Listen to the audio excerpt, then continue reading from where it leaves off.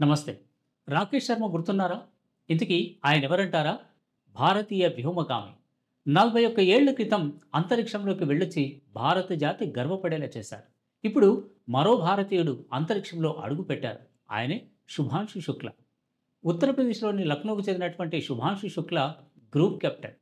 భూమికి 400 కిలోమీటర్ల ఎత్తులో ఉన్నటువంటి అంతర్జాతీయ అంతరిక్ష కేంద్రంలో అడుగుపెట్టి అంతరిక్షంలోకి వెళ్ళినటువంటి రెండో భారతీయుడిగా రికార్డులకెక్కారు శుభాంశు శుక్లా.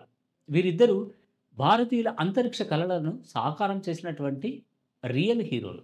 ఒక్కసారి చరిత్రలోకి వెళితే అది 1984 ఏప్రిల్ 3 ఆ రోజున మన భారతదేశానికి చెందినటువంటి వ్యోమగామి రాకేష్ శర్మ సోవియట్ యూనియన్‌కు చెందినటువంటి సోయుజ్ టీ-11 అనేటటువంటి స్పేస్ క్రాఫ్ట్‌లో అంతరిక్షంలోకి వెళ్లారు.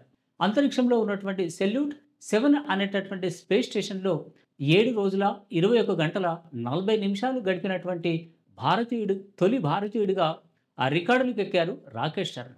ఆ తర్వాత మన భారతీయులెవరూ అంతరిక్షంలోకి వెళ్ళలేదు. అంటే దీనికి రకరకాలైనటువంటి కారణాలున్నాయి. అంతరిక్షంలోకి వెళ్ళినటువంటి రాకేష్ శర్మతో అప్పటి ప్రధానమంత్రి ఇందిరాగాంధీ మాట్లాడారు. సో, ఆమె ఏమడిగారంటే, అంతరిక్షం నుంచి భారతదేశం ఎలా కనిపిస్తుంది? దానికి రాకేష్ శర్మ ఇచ్చినటువంటి సమాధానం ప్రతి భారతీయుడి మది చాలా గర్వంతో ఉప్పొంగిపోయింది. అదేంటంటే, సారే జహాం సే అచ్చా. అంటే ఇక్కడి నుంచి మన భారతదేశం అనేది ప్రపంచంలోనే అత్యుత్తమంగా కనిపిస్తోంది అంటూ ఆయన ఇచ్చినటువంటి సమాధానం ప్రతి భారతీయుడు గర్వపడేలా చేసింది. సో, ఇప్పుడు అంతరిక్షంలోకి వెళ్ళినటువంటి శుభాంశు శుక్లా కూడా ప్రధానమంత్రి నరేంద్ర మోదీతో పాటు మరికొంతమంది స్టూడెంట్స్‌తో కూడా మాట్లాడబోతున్నారు. సో, శుభాంశు శుక్లా ఉత్తరప్రదేశ్‌లోని లక్నోకు చెందినటువంటి ఈయన మొదట వింగ్ కమాండ్.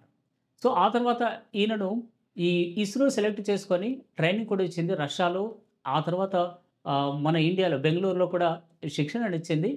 సో, మొత్తంగా నలుగురు వ్యోమగాములను గగన్‌యాన్ కోసం సెలెక్ట్ చేసుకున్నారు. అందులో శుభాంశు శుక్లా ఒకరు.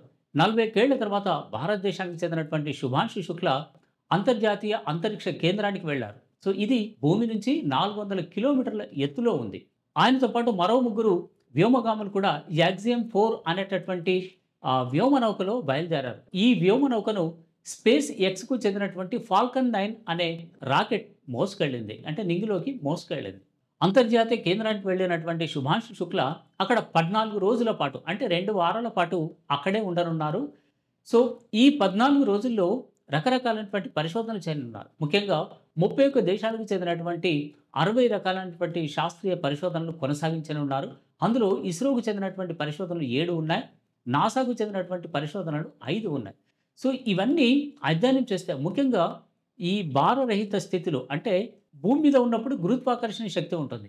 కానీ అంతరిక్షంలో గురుత్వాకర్షణ శక్తి ఉండదు. అంటే అక్కడ ఎట్లా ఉంటుంది భారరహితం. అంటే ఈ మనిషి ఒక చోట ఇప్పుడు భూమి మీద నిలబడినట్టు ఆ స్పేస్ క్రాఫ్ట్‌లో నిలబడలేరు. అంటే గాల్లో తేలియాడుతూ ఉండాలి.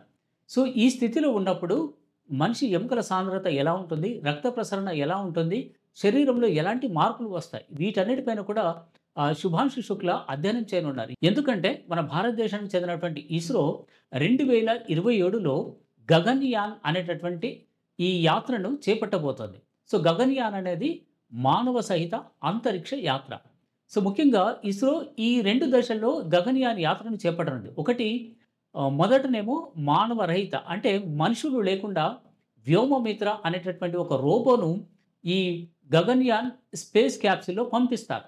సో, అక్కడికి వెళ్ళిన తర్వాత రోబో అక్కడ అధ్యయనం చేస్తుంది. అంటే వాతావరణ పరిస్థితులను వాటిని. ఆ తర్వాత తిరిగి ఈ వ్యోమనౌక భూమికి తిరిగి వస్తుంది. ఆ తర్వాత ఇప్పటికే ఎంపిక చేసి ట్రైనింగ్ ఇచ్చినటువంటి నలుగురు వ్యోమగాములు ఈ స్పేస్ షిప్‌లో అంతరిక్షానికి వెళ్తారు. సో, అప్పుడేంటిదంటే వీళ్ళతో పాటు వ్యోమమిత్రను కూడా తీసుకెళ్తారు. ఎందుకనంటే అక్కడ ఆల్రెడీ పరిస్థితులను అధ్యయనం చేసినటువంటి వ్యోమమిత్ర వీళ్ళకు గైడ్ చేస్తుంది. సో, అలాగే ఈ అంతరిక్ష కేంద్రానికి వెళ్ళొచ్చినటువంటి శుభాంశు శుక్లా కూడా ఆయన అనుభవాలు తర్వాత అంతరిక్ష యానంలో ఉపయోగపడతాయి. ఇప్పుడు ఆయన యాక్సియం 4కు పైలట్‌గా పనిచేస్తారు. సో, ఆ తర్వాత కూడా ఈయన అనుభవాలనేవి ఉపయోగపడతాయి. సో, ఆ ఉద్దేశంతోనే ఇప్పుడు అంటే ఇటు ISRO, NASA and European Union next Axiom స్పేస్‌కి చెందినటువంటి సంస్థ ఇవన్నీ కలిసి ఈ ప్రయోగాన్ని చేపట్టాయి. అంతరిక్ష పరిశోధనలకు సంబంధించి భారతదేశం ముందు చాలా పెద్ద లక్ష్యాలే ఉన్నాయి.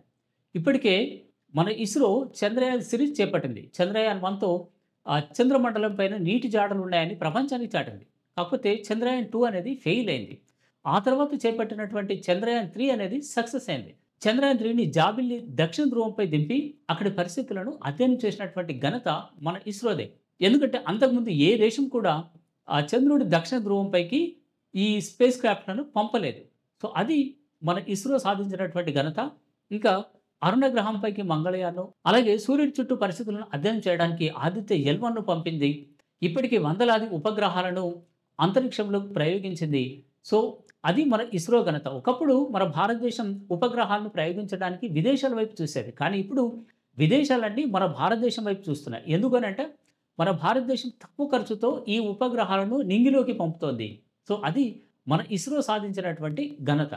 ఇక ముందు భారీ లక్ష్యాలే ఉన్నాయి. అదేంటంటే 2027 నాటికి గగన్‌యాన్ మిషన్ పూర్తి చేయాలి.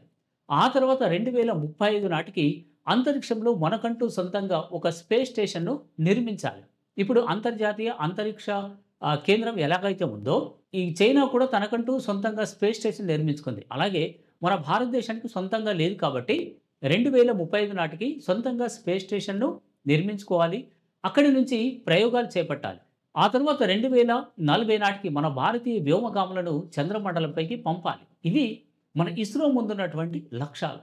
సో, ఇవన్నీ నెరవేరాలని ఆకాంక్షిద్దాం. నమస్తే.